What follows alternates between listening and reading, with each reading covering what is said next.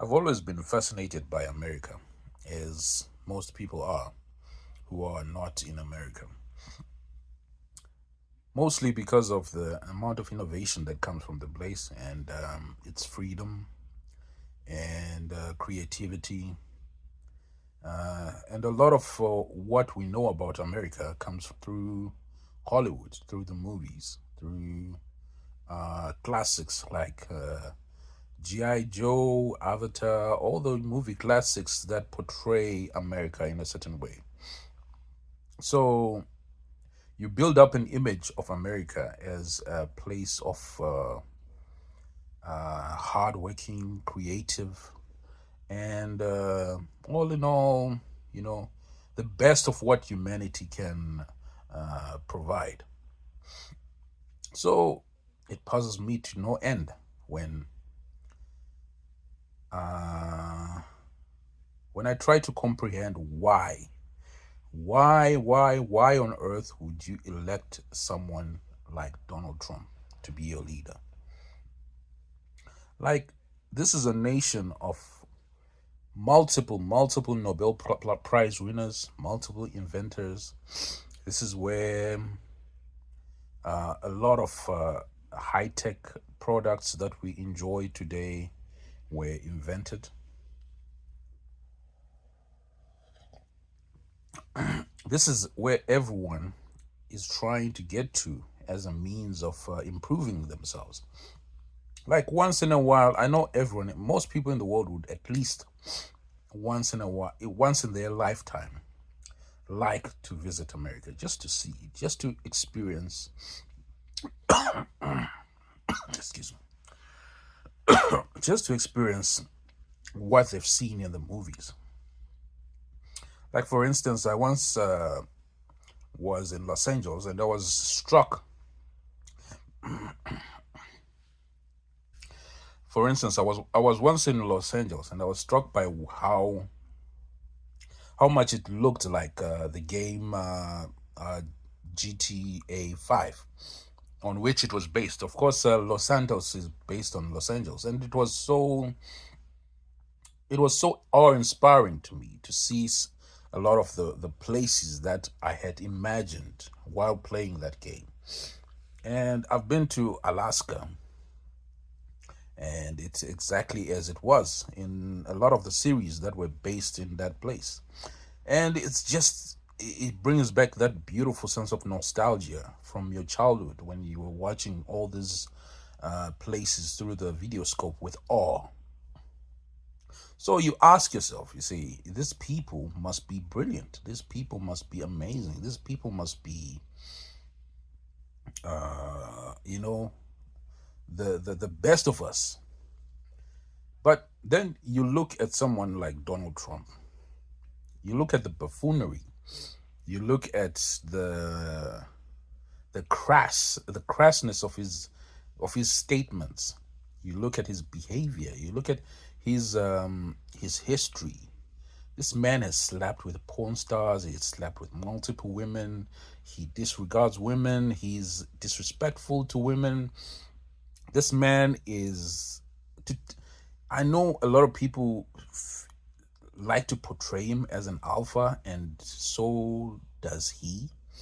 But that's not an alpha. An alpha is someone, you can be an alpha and masculine, but Donald Trump dodged the draft. He refused to go to war. He does not have any war credentials. Donald Trump has never seen the inside of a gym. He is not a sportsman. He does not even look physically strong for his size. So it puzzles me to no end as to why. What was the reason that you elected such a buffoon to power? You know, if they had elected someone like, let's say, okay, J.D. Vance, he's been to war, even though people say he was a journalist or something like that.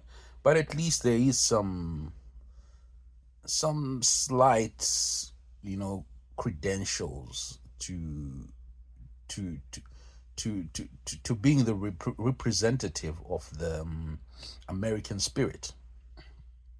If you elect someone like Donald Trump, who is a soft, doughy McDonald's eating, crass, unintelligent person, what does that say about the populace? Because that's where my problem lies with understanding the situation. I don't understand how such a high achieving nation can do something like that. Like if you compare him to other leaders, just Google it. Google even the leaders that you don't like. Keir Starmer, the president of Finland, Vladimir Putin, all those people, Xi Jinping, just look at their CV, look at their accomplishments, and then place Donald Trump's accomplishments on the side. It makes no sense. It's like, okay, if I was to look at Russia, North Korea, these relatively low performing countries in contrast to the United States, I would expect, I don't know, um, uh, a Navy SEAL, 6'3", uh, 150 IQ president to be elected in America. I think that's the logical assumption that you'd make given America's position in the world. You want a 6'5" Navy SEAL, war vet, Purple Heart wearing, 5-star general, 150 IQ individual who has a wife of 30 years, a family, and no blemish on his record because of how exceptional America is on the world stage, or how exceptional America has looked to us through the eyes of Hollywood. So the main point that I'm trying to say in this rambling sort of manner is that given the mistakes that have happened in the past couple of weeks with the war in Iran, the lack of preparation, the the roughshod approach and gang ho attitude that Trump and his team have made, we could have predicted this with this guy's CV. His CV is not impressive at all. Even his business acumen, yes, he's a billionaire, and that in itself should be considered as a measure of success. But he was given money by his father, and he has had a lot of luck and privilege in his business career. But besides that, the guy is a buffoon. He's a buffoon, and he shows himself every time he's in front of a camera. So we would have expected that the amount of planning that would have gone into this complex operation would have been minimal from his side. Because, yes, he does have people under him who are very qualified, very intelligent, and there are generals who handle this thing most of the time. He's just like the guy who signs off the decisions and holds the liability. But you want someone with wisdom to be handling those kind of decisions. You want someone with high IQ to handle these tough decisions. Because if you have a high IQ, you listen. Because when you have a high IQ, you're the type of person to know that you don't know. So you don't pretend to know, you want to know. So a high IQ president would listen to his generals. He would understand, okay, if I do this and I do this, this could be the outcome, even though I don't have enough information in this area. So his educated guess holds more weight if he had a high IQ. It would hold more weight if he had a high IQ. So Trump does not have a high IQ. He's basically at best average.